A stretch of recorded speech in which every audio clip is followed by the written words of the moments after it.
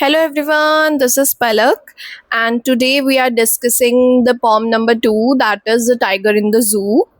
So first of all, अब हमें ये देखना है कि ये जो poem है इससे हमें क्या सीखने को मिलता है बेसिकली, और क्या इसका मॉरल हो गया और ये किस रिगार्डिंग सिंबलाइज करती है. So let's begin and it is written by Leslie Norris. So let's get start. This poem contrasts a tiger in the zoo with the tiger in its natural habitat. So basically ये जो पॉम है ये symbolize करती है या contrast show कर रही है आपको कि टाइगर जो जू में रहता है वर्सेस जो टाइगर नेचुरल हैबिटेट में अपने स्टे कर रहा है या फिर वो रह रहा है. So the poem moves from the zoo to the jungle. Zoo जो हमारा बेसिकली मैन मेड पोर्शन हो गया उनको रखने के लिए टाइगर्स को, और ये जंगल हो गया, ये इनका नेचुरल है. And back again to the zoo. तो ये कभी जू के बारे में बताएंगे टाइगर्स, कभी जो अपने नेचुरल हैबिटेट में रह रहा है उस टाइगर के बारे में डिस्कस करेंगे. Read the poem silently once, ध्यान से पढ़ो, and say which stanza speak about the tiger in the zoo. और आपको खुद आइडेंटिफाई करना है कि विच stanza is from tiger in the zoo or versus it is in the natural habitat. So, and which one speak about the tiger in the jungle? So let's get start. He stalks in his vivid stripes. So first of all यहाँ पर ये घूम रहा है. कौन? Tiger stock कर रहा है. You know very well, stock का मतलब इधर उधर घूम रहा है. इन हिज विविड स्ट्रिप्स, बहुत गहरी इसकी बॉडी पर स्ट्रिप्स है. The few steps of his cage. अब केज से पता लग गया कि ये जू वाला टाइगर है. So few step of his cage, तो कभी इधर कभी उधर. On pads of velvet quiet in his quiet rage. बहुत ज़्यादा गुस्से में, शांति से, बट क्वाइट रेज है उसकी, शांति से. Velvet on the pads of velvet quite. यहाँ ये मेंशन कर रहे हैं कि जो जू के अंदर इनके रहने के लिए जो वेलवेट की गद्दियाँ दरियाँ टाइप्स बिछी होती हैं उसके लिए रेफर किया है. तो फर्स्ट स्टैंजा से हमें क्लियर हो गया कि ये टाइगर जू में है और यहाँ पर इनके बारे में बताया है कि वो बहुत शांति से इधर से उधर केज में ही चक्कर लगा रहा है और जो दरियाँ दे रखी है वेलवेट की उसके ऊपर शांति से घूम रहा है और अपनी रेज मतलब अपनी इधर उधर घूर रहा है. So he should be lurking in shadow sliding through long grass near the water hole where plump deer pass. अब जो दूसरा वाला टाइगर है या फिर हम कहें कि दूसरे जो नेचुरल हैबिटेट का है वो क्या कर रहा होगा, अब उसे क्या करना चाहिए, वो शेडो में लर्क कर रहा होगा. लर्क मतलब कि ऊपर नीचे आना, घूमना, झूलना या कोई भी एक्टिविटी करना जिसमें वो बहुत इंजॉय कर सके. Sliding through long grasses. Sliding through long grasses का मतलब अपना, जैसे आपने अगर कभी देखा हो तो जो Lions and other wild animals होते हैं वो ग्रास के ऊपर कुछ इंजॉय करते हैं, खेलते हैं, रगड़ कर ऐसे अपने मूव करते हैं, कभी लेट जाते हैं, क्रॉल करते हैं. So like that. तो नियर द वाटर होल, फिर ये पानी के पास जाएगा जहाँ पानी इसको सोर्स मिलता है, वेयर प्लम्प डियर पासेस. और आपने अगर नोटिस किया हो या कभी आपने ऑब्जर्व किया हो कि जो टाइगर्स होते हैं वो वाटर होल के पास छुप कर रहते हैं क्योंकि उन्हें पता है पानी पीने के लिए कोई ऐसा वाइल्ड एनिमल आएगा जिसे वो अपना शिकार बना सके. राइट. सो वहाँ पर ये जाएगा वाटर होल के पास, पानी भी पिएगा छुप कर अपना. प्लम्प डियर, मोटा डियर होता है जो, वो भी वहाँ से पास होगा तो मैं उसे अपना खाना बना लूँगा. So he should be स्नैलिंग.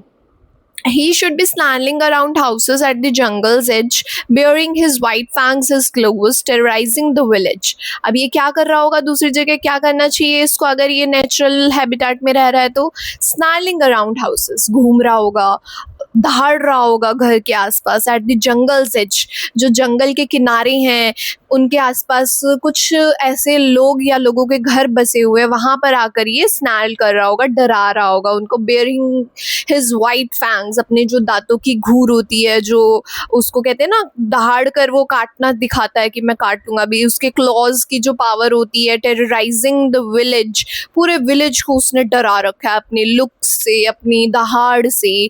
ठीक है. So but he is locked in a concrete cell. But वो अब जो रियलिटी है वर्सेस वो तो ये है कि अगर अभी तो वो जू में है, अगर वो वहाँ पर होता अपने नेचुरल हैबिटेट में तो वो क्या क्या कर रहा होता. राइट.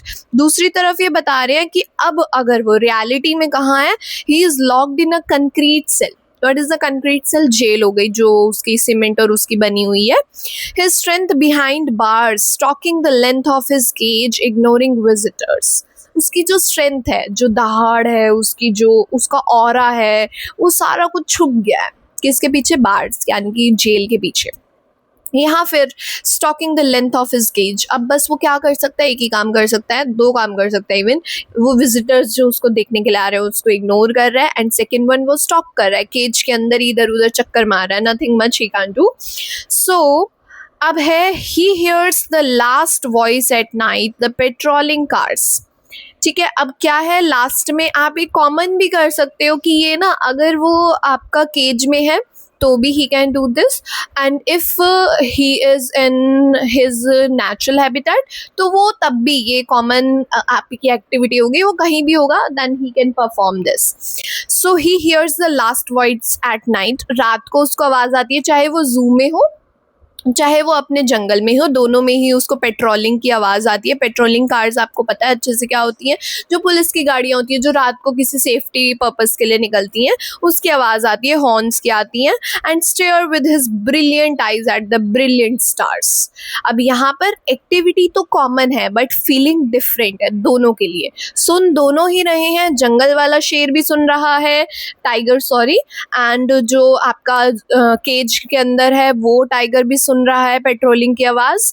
अब ये क्या है, नेक्स्ट एक्टिविटी जो है कि अपनी आइज, ब्रिलियंट आइज है उनकी, बहुत ही सुंदर क्रिएचर माना गया है टाइगर को भी। सो ब्रिलियंट आइज से वो स्टेयर कर रहा है आकाश में, ब्रिलियंट स्टार्स को ऑब्जर्व कर रहा है, but here they share different feeling, right. एक है जो अपनी आईज से स्टार्स को देख रहा है और वो एंजॉय कर रहा है, जो जंगल में है कि हाँ मेरे को जो लाइफ में चाहिए, I have everything. But instead जो जू में है, जो केज में है आपका टाइगर, उसके मन में अभी भी फ्रीडम को लेकर ये है कि बस कोई मुझे यहाँ से फ्रीडम दिला दे। बट यहाँ पर भी वो एक पॉजिटिविटी ढूंढ रहा है कि ठीक है, अगर मैं अभी फ्री नहीं हूँ, अभी मेरी इंडिपेंडेंस नहीं मुझे मिल रही है, बट हो सकता है मे बी फ्यूचर में मुझे फ्रीडम मिल जाए।